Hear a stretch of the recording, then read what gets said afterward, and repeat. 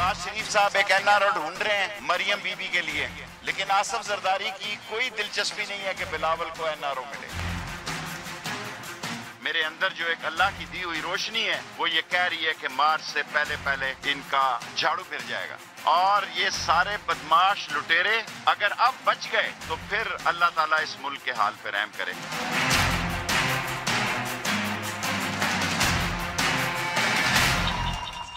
Welcome to news wise. मैं हूं आरिफा नूर और स्टूडियो में मेरे साथ मौजूद हैं जाहिद हुसैन।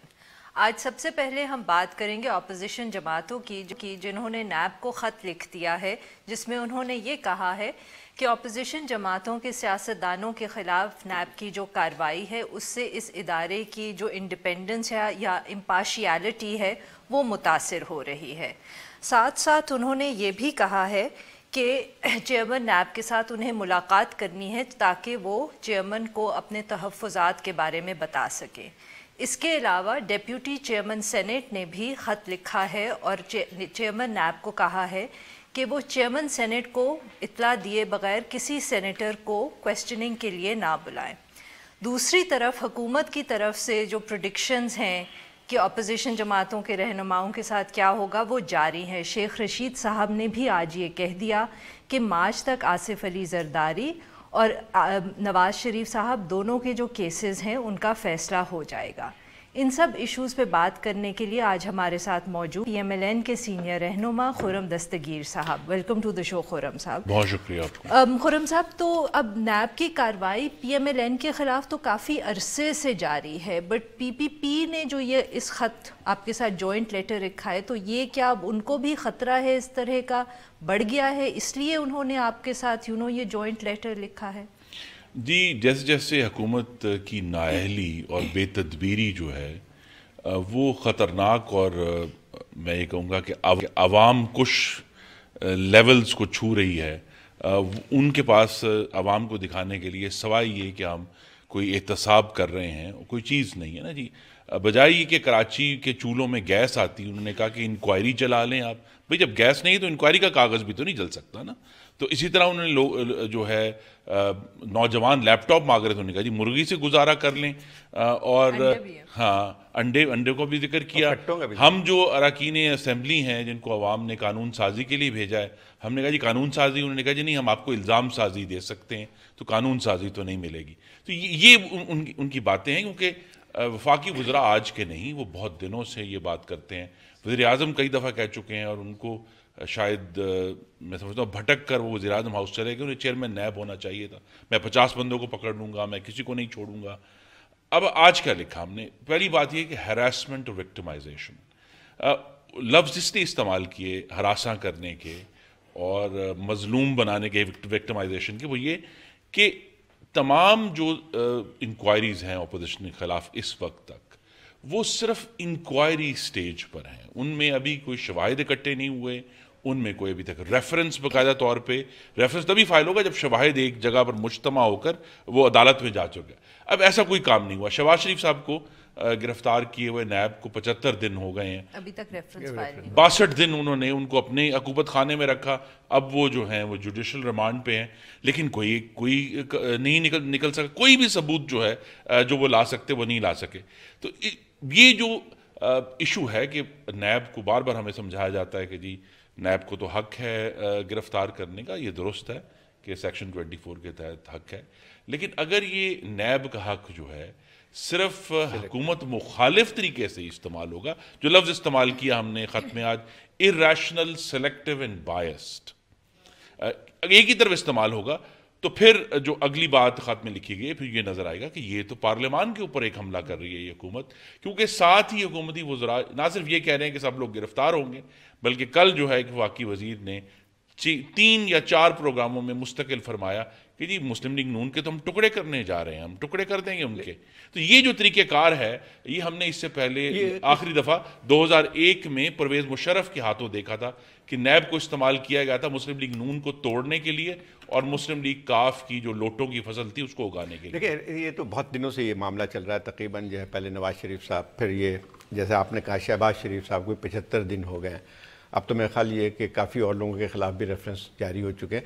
لیکن یہ جو ساری چیزیں ہو رہی ہیں، جیسے شیخ رشید صاحب کہتے ہیں کہ ان کو روشنی نظر آئی ہے، وہ سمجھ رہے ہیں کہ مارچ تک سارا صاف ہو جائے گا، تو آپ لوگوں کے پاس کیا چوائسیز رہ جاتی ہیں ساری چیزوں کو دیکھتے ہوئے؟ جو ایک طرف دیکھیں نا جی، ہمارے پاس تو چوائسیز جس کا ہم نے استعمال کیا، ہمارے پاس ظاہر ہم نے چیئرمین نیب سے کہا کہ ہم ملنا چاہیں گے. ہمارے پاس چوائس ابھی پارلیمان میں مزید احتجاج کی ہے.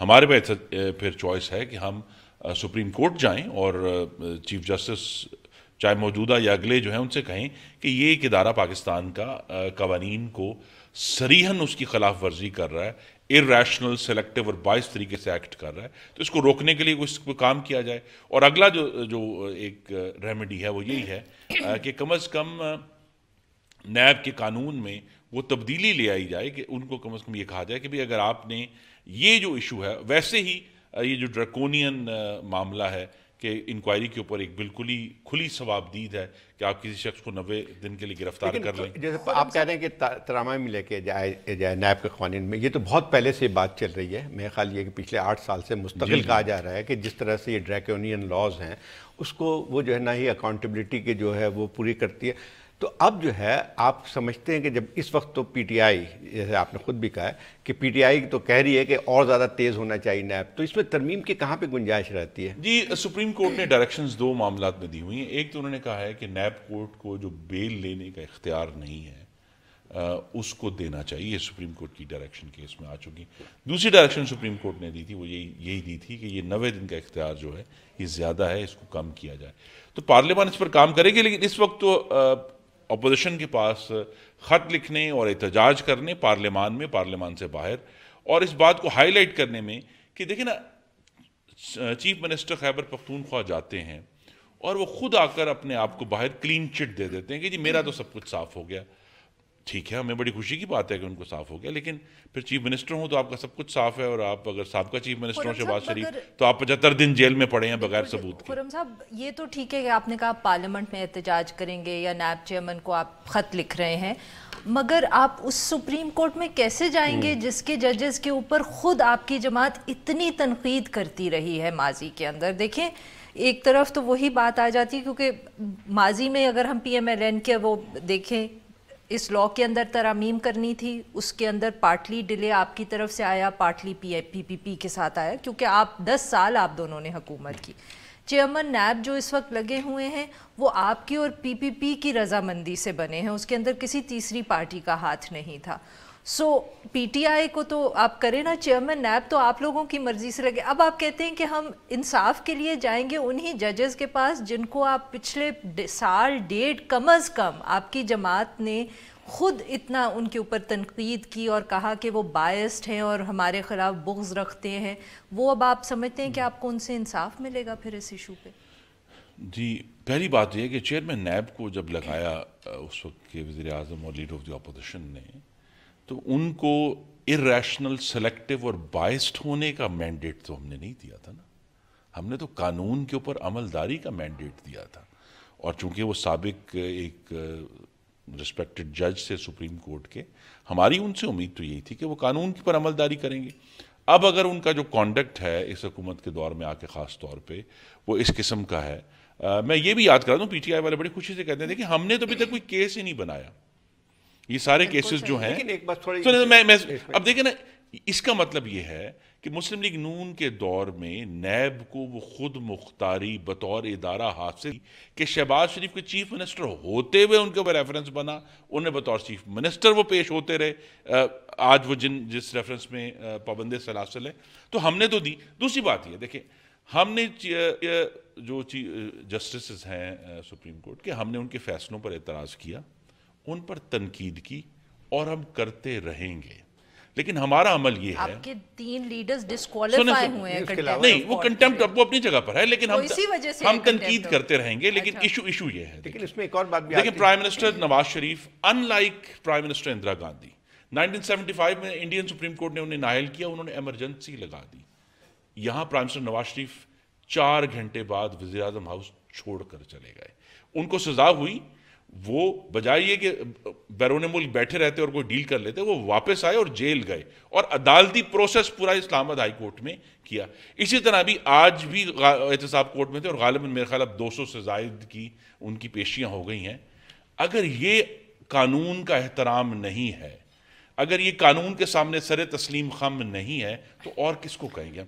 جو تنقید ہے میں پھر کہتا ہوں ہمارا حق ہے اور وہ ہم کرتے رہیں. لیکن ایک اور بات بھی آتی ہے، آپ نے کہا کہ یہ جو جسٹس جاوید اقبال ہیں وہ نیوٹرل تھے آپ نے اس کو بنایا، لیکن یہ ساری کارروائی شروع ہو چکی تھی جب آپ کی اپنی حکومت تھی.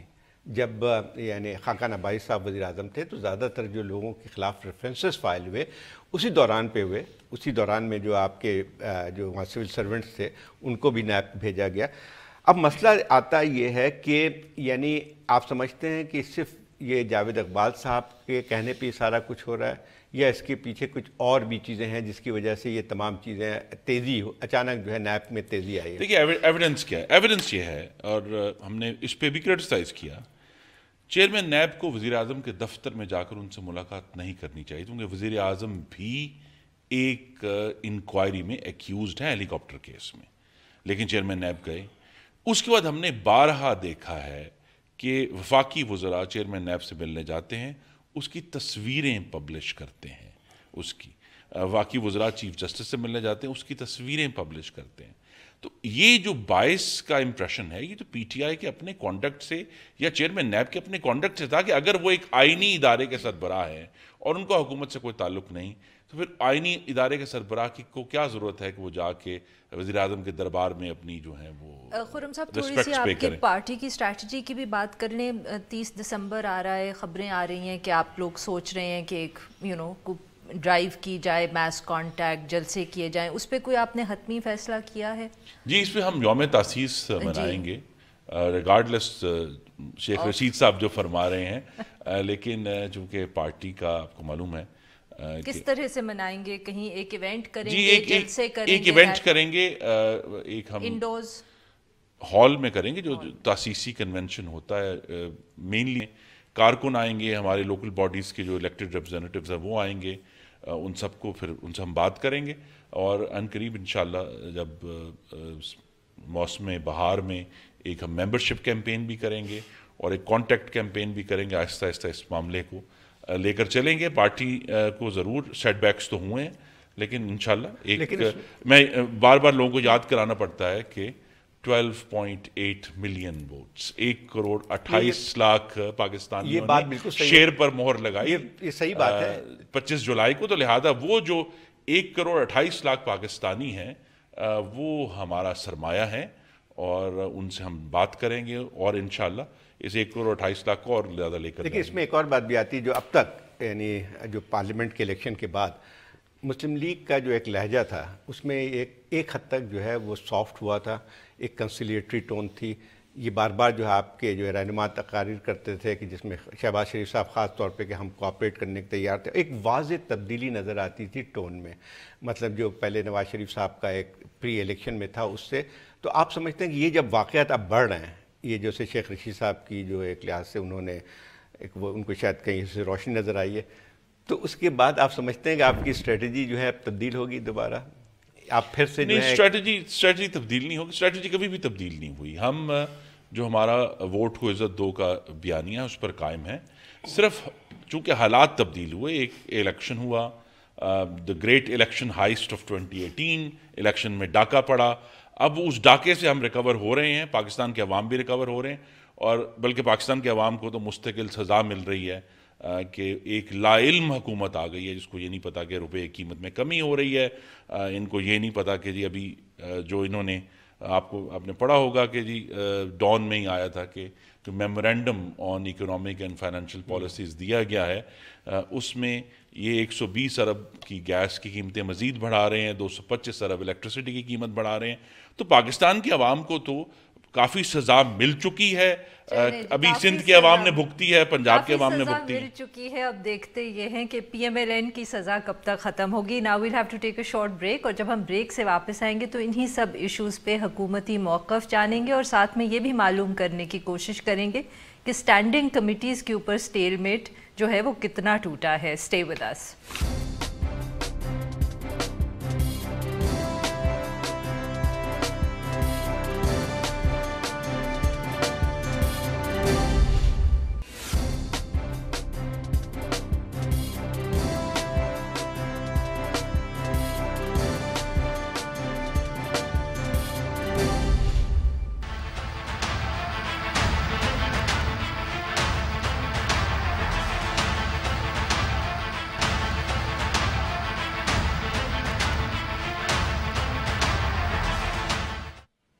Welcome back. एक तरफ तो अपोजिशन ने नैब के चेयरमैन को ख़त लिख दिया है, मगर साथ साथ ही जो पार्लियामेंट के अंदर स्टेल मेट है, लगता है वो ख़त्म होने का नाम नहीं ले रहा। पब्लिक अकाउंट्स कमेटी की चेयरमैनशिप का तो मसला हल हो गया है, मगर अपोजिशन ने ये क्लियर कर दिया है कि स्टैंडिंग कमिटीज़ की जो सदारत है वो सिर्फ अहम कमिटीज़ जो उनके ख़्याल में हैं, जैसे फॉरेन अफेयर्स या फाइनेंस या इंटीरियर, वो उनकी सदारत लेंगे, और जो क्लाइमेट चेंज या स्टेटिस्टिक्स या साइंस एंड टेक्नोलॉजी जैसी साइंस कमिटीज़ हैं उनमें वो बिल्कुल इंटरेस्टेड नहीं है। सो यहाँ ये स्टेलमेट बरकरार है। और साथ ही कैबिनेट की तरफ से वुज़रा को ये भी इंस्ट्रक्शंस दी गई हैं कि वो किसी किस्म के एडमिनिस्ट्रेटिव अफेयर्स में इंटरफेयर ना करें। इन सब इश्यूज़ पे बात करने के लिए हमारे साथ मौजूद हैं senator Waleed Iqbal. Welcome to the show sir. Ji thank you. Sir, सबसे पहले तो ये बताएं, जो नैब को के चेयरमैन को ख़त लिखा है पार्लियामेंटेरियंस ने कि उनको तहफ़्फ़ुज़ात हैं नैब की परफॉर्मेंस के ऊपर, इसके ऊपर हुकूमत का क्या मौक़िफ़ है? देखें जी, हुकूमत का मौक़िफ़ तो जो है वो वज़ीर इत्तलाआत की तरफ से आएगा। अगर आया ऐसा कोई, मैं आपको अपना मौक़िफ़ दे सकता हूँ जी जी कि एहतसाब हो रहा है उनका और उनकी चीखें निकल रही हैं जी। उनको तहफ़्फ़ुज़ात हैं तो वो उनको इतनी आज़ादी तो है कि वो इससे तहरीरी तौर पे रब्ता कर लें और उनसे कहें। आज बल्कि सेनेट के मैं इजलास से अभी आपके पास आ रहा हूँ, तो वहाँ पे भी कोई ऐसा एतराज़ कोई कर रहे थे अपोजिशन के मेंबर ही, और वो ये कर रहे थे एतराज़, वैसे वो आपके शोबे से उसका ताल्लुक़ है, मैं ऐसे बाय द वे बता रहा हूँ। वो पीर साबिर शाह साहब जो सेनेट के मेंबर हैं, वो कह रहे थे कि जी उन एक और साबिर शाह साहब नामी शख्स जो हैं, जो साबिक MNA हैं, उनको कोई नोटिस गया है, लेकिन सारे मीडिया पे इन साबिर शाह की तस्वीर जो है वो चली और उन्होंने बड़ा बुरा मनाया कि जी मेरी इज़्ज़त तार तार हो गई है। और मेरा ख्याल वो ठीक भी कह रहे हैं, लेकिन वो उन्होंने ये भी कहा कि जी मेरी पगड़ी उछाली गई, मुझे ये, और मैं वो आदमी ही नहीं हूँ। तो सेनेट चेयरमैन ने बाय द वे कहा कि जी उसके जवाब में कि जी मैंने एक ख़त लिखा है, जो एक्टिंग चेयरमैन है, डिप्टी चेयरमैन इस वक्त, कि मैंने नायब चेयरमैन को ख़त लिखा है कि जी अगर आपने इस ऐवान के किसी मेंबर को तलब करना है तो पहले आप हमसे रब्ता करके हमसे कॉन्फर्मेशन लें और फिर तलब करें। तलब ज़रूर करें, लेकिन उसका तरीक़ाकार एक प्रोसेस बनाएं। लेकिन एक और बात, तो शाह साहब ने कहा कि ये इशू नहीं है, इशू ये है कि जी मैं तो आदमी नहीं हूँ। हाँ, लेकिन उसमें असल बात ये आती, जो ख़त लिखा है इन्होंने अपोजिशन ने, उसमें एक बात बहुत से लोग और भी कहते हैं कि ये सिलेक्टिव अकाउंटेबिलिटी है। और सिलेक्टिव अकाउंटेबिलिटी एक हद तक ये बात सही भी नज़र आती है कि देखें, जिन लोगों के ख़िलाफ़ रेफरेंस पास हुए हैं उन तक को जो है वो जिन्होंने, जैसे शहबाज शरीफ साहब की मिसाल है और कई ऐसे हैं मुस्लिम लीग के, जिनके ऊपर सिर्फ अभी तक रेफरेंस भी फाइल नहीं हुए हैं लेकिन अंडर कस्टडी हैं। लेकिन इसी तरह से जो आपकी जो पार्टी के लोग हैं जिन पे भी इसी किस्म के रेफरेंसेस जो हैं, जैसे जो है ये परवेज़ खटक साहब पे है, इमरान खान साहब की भी इन्वेस्टिगेशन हो रही है, हाँ, सीएम सबके, लेकिन ये कि वही मेयार उस पर नहीं जाता। एक तो ये बात है। दूसरी बात, जब आप ये कहते हैं कि ऑटोनमस बॉडी है ये एहतसाब कमीशन, यही कहने लगा था जी। तो अगर ऑटोनमस बॉडी है तो शेख रशीद साहब को वही क्यों नाजिल होती है कि जो है वो जो है मार्च में सबका सफाया हो जाएगा? ये इमरान खान साहब क्यों कहते हैं कि मेरा बस चले तो 50 लोग और जेल में होंगे? ये सारी बातें तो फिर तो साफ जाहिर होता है कि कोई ऑटोनमी वगैरह नहीं है। इट्स बेसिकली गवर्नमेंट ड्रिवन एक अकाउंटेबिलिटी है। नहीं जी, बल्कि आप ये देखें कि ज़्यादातर जो इस वक्त केसेस हैं जिसमें लोगों को हिरासत में भी लिया गया है, वो तो ऐसे केसेस हैं जो कि पाकिस्तान तहरीक इंसाफ के इक़्तिदार में आने के बाद पहले जो है वो, जहाँ तक मुझे इल्म है, एक कोई केस है, कोई किसी लैंड रजिस्ट्री से कोई फ्लैट बेगम कंसूम नवाज शरीफ साहिबा के नाम से आया है, तो उसका केस कोई अभी फेडरल गवर्नमेंट ने रेफ़र किया है, लेकिन उस पर कोई कार्रवाई नहीं हुई। लेकिन ये सारे बेशतर जो केसेस हैं ये या तो निगरान हुकूमत के वक्त से हैं या उससे भी पहले के हैं। तो और दूसरी बात कि प्राइम मिनिस्टर ने तो अपने उसमें ये बहुत से रेफरेंसेस जो आप कह रहे हैं, इससे पहले आपकी पार्टी के भी लोग थे जी, जो बिल्कुल हैं जी, रेफरेंसेस एडवाइजर थे बाबर साहब, उनके ऊपर तो बहुत पहले से जो है वो रेफरेंसेस फाइल हो चुके हैं इनके खिलाफ, लेकिन वो आज़ाद घूम रहे हैं। तो ये सारी चीज़ें कैसे हो सकती हैं कि ये जो है यानी सिर्फ PMLN के लोग इतने ज़्यादा मतलूब हैं या पीपल्स पार्टी के कि उनको तो पकड़ के बंद कर दिया जाता है? देखिए जी, इसका अगर मेरा, जिस तरह आपने भी ये कहा, इस बात को तस्लीम किया कि अगर हमारा मौक़िफ़ जो है वो यही है और हकीकत भी यही है कि प्राइम मिनिस्टर ने ये बात तो आपके सामने ही की थी ना कि हम तो नैब का हुकूमत जो है वो एक चपरासी भी नहीं बदल सकती। तो ये, लेकिन नैब के चेयरमैन आके मिलते ज़रूर हैं जी। वो एक स्टेट के आप इसमें फंक्शनरीज़ का कोई प्रोसेस होता है कि वो प्राइम मिनिस्टर पे कॉल ऑन करें या प्रेसिडेंट पे कॉल ऑन करें या चीफ जस्टिस पे कॉल ऑन करें, वो तो एक सिस्टम है, कोई उसमें ऐसी मायूब बात नहीं है। ریاست کے اداروں کے سربراہوں کے ایک دوسرے کے اوپر کرٹسی کال کرنا یا ایسے کوئی چیز کرنا. لیکن بات یہ ہے کہ مجھے محسوس یہ ہو رہا ہے کہ جو آپ سوالات کر رہے ہیں اس کے لیے تو بہتر تھا کہ آپ نیب کے کسی ترجمان کو بلاتے. میں نیب کا ترجمان تو نہیں ہوں کیونکہ وہ اپنی پروسیس کو وہ ایکسپلین کر سکیں گے. وہ میں آپ کو عرض کرتا ہوں, میں آپ کو مفروضے پہ جواب دوں گا کیونکہ میں اتنا زیادہ, میرا تعلق وکالت کے پیشے سے ہی ہے, لیکن میں نے ان سارے کیسوں کی فائلیں تو نہیں پڑھی ہوئی.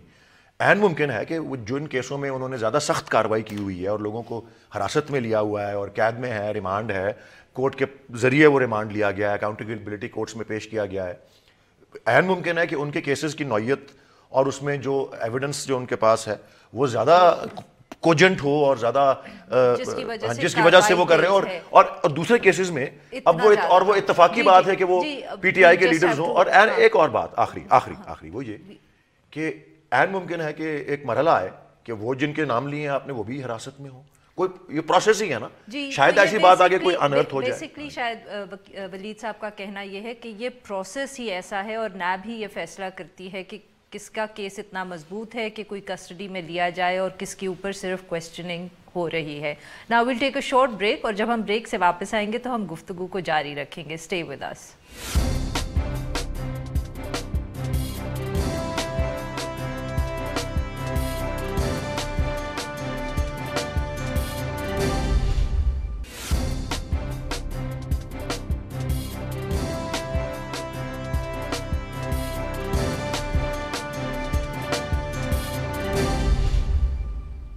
Welcome back. ہم گفتگو کریں ولید اقبال صاحب سے. جی ولید صاحب, تو اب جو یہ نیا ایک سٹیل میٹ لگتا ہے پارلیمنٹ کے اندر کمیٹیز کے اوپر, اسٹینڈنگ کمیٹیز پہ ہو گیا, جو اپوزیشن کی طرف سے یہ اعتراض آیا ہے کہ وہ کہہ رہے ہیں کہ ہم اب صرف جو بہت ان کے خیال میں کرٹیکل اور اہم سٹینڈنگ کمیٹیز ہیں ہم ان کی صدارت لیں گے, اور اگر آپ اگر حکومت ان کو کلائمیٹ چینج اور ایسی سٹینڈنگ کمیٹیز جو ان کے خیال میں اتنی اہم نہیں ہے وہ دینے کی کوشش کریں گے تو وہ ایکسیپٹ نہیں کریں گے. اس پہ اب آپ کے خیال میں یہ سٹیل میٹ جو ہے اس کو آپ کیسے توڑیں گے؟ آپ سٹیل میٹ کا لفظ اس لیے استعمال کر رہی ہیں کیونکہ یہ اتنے 3-4 ماہ یہ سٹیل میٹ جو تھا وہ پبلک اکاؤنٹس کمیٹی تک محدود تھا, اور اب وہ پبلک اکاؤنٹس کمیٹی کا حل ہوا ہے تو وہ انہوں نے دوسری ڈیمانڈ کر دی ہے آپ سے. وہ بھی 4 مہینے بعد ہوا. ہاں جی, اچھا, اس کا میں آپ کو 2 باتیں عرض کرتا ہوں. سب سے پہلے تو یہ کہ میں نہیں جانتا اس کی کتنی وقت ہے, لیکن یہ جو بات ہے یہ کوئی باضابطہ اپوزیشن کی طرف سے ایسا اعلان تو نہیں آیا ہے, صرف ذرائع کے حوالے سے یہ بات کی جا رہی ہے. جو آپ نے, جہاں تک مجھے علم ہے جی, میں نے بھی اس کو اخبار سے ہی دیکھا ہے, اور اس پہ انہوں نے کوئی ایسی پریس کانفرنس یا ایسے کوئی پبلک سٹیٹمنٹ اپوزیشن نے اس طرح سے نہیں دی. یہ ذرائع کے حوالے سے ہی اخبارات میں یہ بات آئی ہے. اور یہ بات بھی ساتھ ہی یہ جو وہاں پہ نیشنل اسمبلی میں جس طرح گنتی ہے کہ 23 کمیٹیز کی جو ہے چیئرمینشپ وہ چیئرپرسنشپ وہ حکومت کو ملنی ہے اور 19 کی ملنی ہے اپوزیشن. تو یہ اسی خبر میں یہ ساری باتیں ہیں کہ ذرائع کے مطابق یہ ایسی بات ہے. لیکن فرض ہم کہہ لیتے ہیں کہ یہ بات درست ہے اور یہ ان کی پبلک پوزیشن بھی یہی ہے, تو میں اس کو آپ کے یہ جو ابھی وقفے سے پہلے جو ساری گفتگو ہو رہی تھی میں اسی سے اس کو جوڑنا چاہوں گا. کیونکہ یہ بات تو واضح ہو گئی ہوئی ہے کہ وہ ظاہر ہے اپنی یہ جو کارروائی احتساب کی ہے یہ متعلقہ ادارے ہی کر رہے ہیں اور کریں گے, جس طرح عدلیہ ہے, جس طرح نیب ہے. لیکن ہمارا جو موقف ہے پاکستان تحریک انصاف کا, ہمارا منشور, ہمارا نظریہ, اس کے جو 2 ستون ہیں جو 22 سال میں وہی کے وہی رہے ہیں. ایک اور بات بھی, یہ پی ٹی آئی کا جو ایک اور بھی سب سے بڑا تھا کہ ہم وہ کہتے ہیں کہ انسٹیٹیوشن کو ہم بنانے پہ دلچسپی رکھتے ہیں, ٹھیک ہے نا. بالکل جی, جس میں پارلیمنٹ ایک بہت اہمیت رکھتی درست ہے جی. تو کسی بھی حکومت کا جو انٹرسٹ میں یہ بات آتی ہے کہ پارلیمنٹ کی کارروائی اسموتھلی چلتی رہے, اس کے مقابلے میں جو ہے اپوزیشن جو ہے ہمیشہ کوئی نہ کوئی گڑبڑ کرتی, ان کا ایک کام ہوتا ہے پروٹیسٹ کرنا. لیکن یہاں پہ الٹا ہوتا ہے, کچھ پی ٹی آئی کے لوگ زیادہ جوشیلے ہوتے ہیں, جا کے جو ہے وہ ایک حد تک جو ہے جو کارروائیاں ہوتی ہیں اس کو بھی ایک حد کرتے ہیں. جیسے آپ اسی پی ایس سی کے مسئلے کو دیکھ لیں, why did it take actually 4 months to resolve that issue. یہ پہلے ایک ٹریڈیشن چلا رہا تھا, پہلے کیوں نہیں ہو گیا؟ بس جی اس پہ واقعی بہت تحفظات تھے, اور ہمارے پرائم منسٹر کو پرسنلی بھی تحفظات تھے اسی بات پر کہ یہ کس طرح سے پبلک اکاؤنٹس کمیٹی جو ہے اس کے سربراہ اپنے ہی کیے گئے میگا پروجیکٹس کو جو ہے اس کا جو ہے اسیس کریں گے یا اپریز کریں گے یا ایویلیویٹ یا اس کا احتساب کریں گے. یہ تو کانفلکٹ بہت آف انٹرسٹ ہے بہت بڑا, اور دنیا اس کا مذاق اڑائے گی. اور جب اس کا وہ نہیں, پھر اس کا حل پھر یہی نکالا کہ ذیلی کمیٹی پہ وہ معاملات جو ہیں وہ پی ٹی آئی ہیڈ کا یہ سجیشن آپ سے 2 مہینے پہلے آپ کے پاس موجود تھی. بہرحال جی اس کو یہ ایک نیک نیتی کا بھی ثبوت دینا تھا, بہرحال وہ دے دیا. اور میں جو بات عرض کرنا چاہ رہا تھا کہ اب سوال یہ اٹھا ہے نا کہ جی اب یہ اگلا ڈیڈ لاک جو سو کالڈ جو ہے وہ, اب اس کا تعلق تو میں جو محسوس کرتا ہوں اور ہمیں جو نظر آ رہا ہے مجھے اور میرے ساتھیوں کو, وہ تو یہی ہے کہ جب وہ انگریزی کا ہے نا کہ ہیٹ ٹرن آن ہوئی ہے, اور اس کے لیے وہ اسکوئرم کر رہے ہیں جو انگریزی کا لفظ ہے. اور اگر آپ سے سوال پوچھ سکوں وہ یہ کہ یہ جو کل پرسوں ایک آڈیو لیک ہوئی راجہ بشارت صاحب کی کہ وہ ہاسپٹل کے انچارج کو فون کر کے کہہ رہے ہیں کہ آپ فلانے بچے کی جو ہے ٹرانسفر کر دیں ایک ڈپارٹمنٹ سے دوسرے ڈپارٹمنٹ پہ, یہ پہلا واقعہ نہیں ہے جب سے آپ کی حکومت پاور میں آئی ہے. اس طرح پہلے بھی ہو چکا ہے پنجاب کے اندر پولیس آفیسرز کے ساتھ, پھر اسلام آباد میں. تو یہ کتنا امبیرسنگ ہے آپ کی حکومت کے لیے کنسیڈرنگ کہ P T I came into power promising کہ ایسے واقعات نہیں ہوں گے؟ بہرحال جی واقعہ جو ہے وہ تو ہو چکا نا, جب وہ آیا منظر عام پر تو اس پہ فوراً ایکشن لے لی گئی. پرائم منسٹر نے باقاعدہ through the federal health minister اس کو نہ صرف ٹیک اپ کیا بلکہ فیڈرل ہیلتھ منسٹر کے ذریعے وہاں میسج بھجوایا عامر محمود کیانی صاحب کے ذریعے کہ جی آپ اپنے فیصلے جو ہیں وہ بالکل میرٹ پہ کریں, اور پرائم منسٹر کی طرف سے یہ براہ راست پیغام ہے. اینڈ یس جو اپنا متعلقہ گورنمنٹ ہے پروونشل گورنمنٹ کا یہ حصہ ہے, تو اس کے اوپر جو ہے پولیٹیکل انٹرفیئرنس کے بارے میں تو وہ بڑے کلیئر ہیں عمران خان صاحب. لیکن اس سے پہلے جو بات کر رہی تھی now we have to take a short break, اور جب ہم بریک سے واپس آئیں گے تو ہم بات کریں گے سینئر آرٹسٹ علی اعجاز صاحب کی جو آج وفات پا گئے. Stay with us.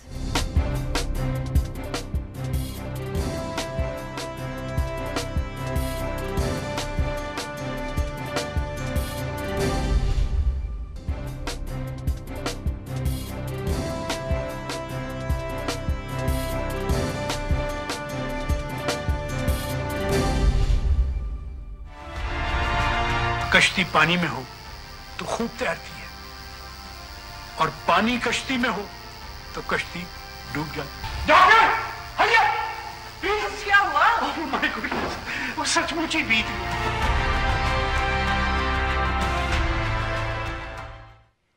Welcome back. Programme کے آخری حصے میں ہم بات کریں گے سینئر آرٹسٹ اور ایکٹر علی اعجاز صاحب کی جو آج انتقال فرما گئے. اپنی ورسٹیلٹی کی وجہ سے مشہور علی اعجاز صاحب نے ٹی وی ڈراموں اور فلموں دونوں میں بہت میں مقبولیت حاصل کی. ان کے ڈرامے دبئی چلو اور خواجہ اینڈ سنز آج بھی لوگوں میں مقبول ہیں. اس کے علاوہ فلموں میں بھی ان کے کئی کردار یادگار رہے. ان کے کریئر پہ بات کرنے کے لیے آج ہمارے ساتھ موجود ہیں سینئر آرٹسٹ محمد قوی خان صاحب. ویلکم ٹو دا شو قوی صاحب. جی السلام علیکم. السلام علیکم سر. بہت بہت شکریہ آپ نے ہمارے لیے وقت نکالا. اب ہمیں ذرا تھوڑا سے کچھ اپنی جو آپ کی یادیں ہیں علی اعجاز صاحب کے حوالے سے اور ان کا جو کریئر تھا اس کے بارے میں کچھ ہمیں بتائیں. جی علی اعجاز صاحب میرے ساتھ 64 سے ہی تھے جب ٹی وی کی ابتدا ہوئی تھی. ہمارا ایک اسد شاہ خان کا لکھا ہوا ایک تھا لاکھوں میں 3 ڈیٹیکٹیوز اس میں ہوتے تھے, doctor no, doctor yes, doctor what.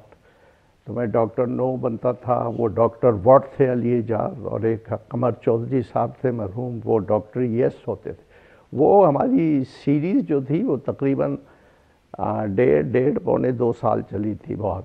تو ہماری ابتدا شروع سے ہی ہوئی. اس کے بعد ہم ساتھ تھیٹر بھی کرتے رہے اور پھر ہم فلم میں بھی گئے. اور علی اعجاز صاحب چونکہ شروع سے ہی بہت ہی محنتی تھے اور جتنا بھی ان کا کام ہے اور لوگوں نے دیکھا ہے, اور فلم میں جانے کے بعد باقاعدہ وہ ایک فلم کے ہیرو بن چکے تھے, جو بہت کم لوگ ہیں جن کو اتنا عروج ملتا ہے. تو میں سمجھتا ہوں کہ علی اعجاز صاحب نے ایک بڑی بھرپور زندگی گزاری, جو ایک ایکٹر کے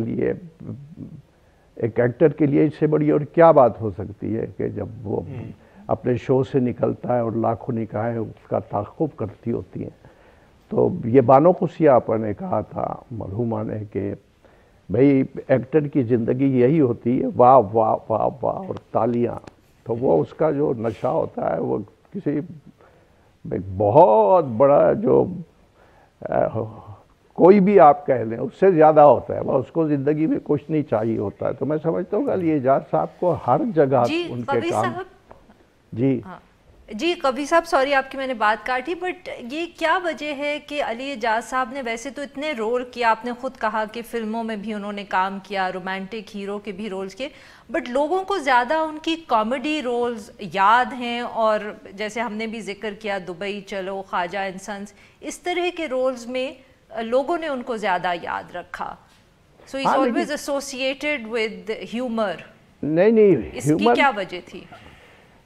वजह नहीं थी, वो बहुत अच्छे एक्टर, वर्सटाइल एक्टर थे। अब दुबई चलो में उनका बड़ा ट्रेजिक पोर्शन भी है, और दुबई चलो में मैं भी था, एक थोड़ा सा काम मैंने किया था, मैं जानता हूँ। वो सिर्फ एज ए कॉमेडियन नहीं पहचाने जाते थे। ये है कि उनकी ज़िंदगी का जो ज़्यादा परफॉर्मेंस का हिस्सा था उसमें आम लाइफ में भी उनकी वो आम भी उनको आमद होती थी कॉमेडी की, स्टेज पर भी, टेलीविज़न पर भी, और जो फिल्म भी थी उनके बहुत से मुकालमे जो ऐसे होते थे वो उनकी अपनी तख्लीक होती थी।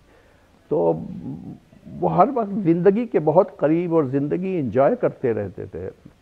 मैं चूँकि बहुत ही उनके करीब रहा हूँ, बहुत ज़्यादा, इसलिए मुझे पता है कि वो चलते फिरते एक खुशहाल तरीन इंसान थे, और अपनी फील्ड का वो मास्टर था, मास्टर मैं ये समझता हूँ। फिल्म में उन्होंने भरपूर अदाकारी की, हीरोशिप देखी, टेलीविज़न में भरपूर अदाकारी की, थिएटर के बहुत बड़े एक्टर थे। तो जो कुछ एक एक्टर करना चाहता है अपनी लाइफ में, वो उन्होंने सब कुछ किया, सब कुछ पाया। बाकी आना जाना और ज़िंदगी मौत इसका तो ये तो अपने हाथ में होता ही नहीं।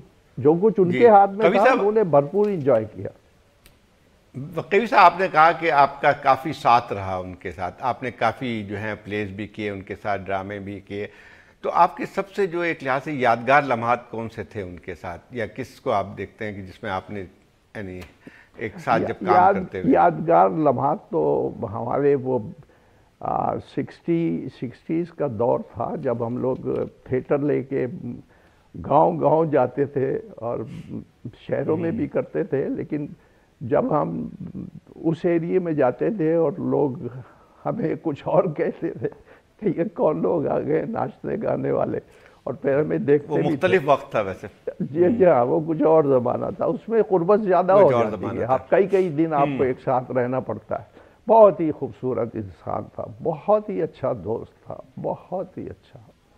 मैं क्या बताऊँ आपकी उनसे मुलाकात कहाँ हुई?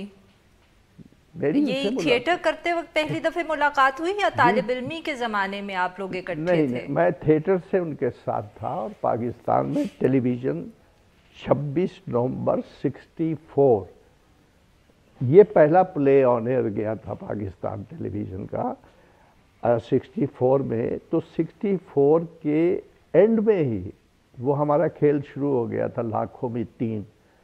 तो वहाँ मैं और अली एजाज, हमारा एक ग्रुप था, वो 3 स्टूजेस टाइप था। वो इतना हंसते थे लोग उस प्रोग्राम को देख के कि हम तीनों को बुलाया जाता था। हम कभी कभी किसी घर में जाते थे तो वहाँ कोई बीमार होता था, कोई घर का बुज़ुर्ग, वो हमें देखते ही हंसने लगते थे। जब वो प्रोग्राम ख़त्म हुआ था, मुझे अच्छी तरह याद है कि अली एजाज और मैं, हमें बाहर बुलाया गया। तो बच्चे जो है, चूँकि उस प्रोग्राम में हम जुदा हो जाते थे, तो बच्चे जो है वो अपने पेरेंट्स के साथ आए थे, 1-1 रुपया उनके हाथ में था कि आप जुदा ना हो। और मैंने अक्सर बच्चों को रोते भी देखा कि यह प्रोग्राम ख़त्म हो गया। इतना मकबूल था वो प्रोग्राम, उसका नाम था लाखों में 3। तो हमारी दोस्ती जो है वो ये नहीं थी कि हर महीने हर वक्त साथ रहे, क्योंकि वो फिल्म में जाके बहुत बड़ा हीरो हो गया था। मैंने फिल्में बनाई भी, काम भी किया, लेकिन मैं अपने कामों में लगा रहा, वो अपने कामों में लगा रहा, और हम दोनों ने भरपूर ज़िंदगी गुजारी माशाल्लाह। वो ज़रा वक्त से पहले चला गया, जाना ही है सब। बहुत बहुत शुक्रिया कवि साहब, आपने हमसे बात करके अली एजाज साहब की यादें हमें शेयर की। आज के लिए बस इतना ही। We'll be back tomorrow at the same time.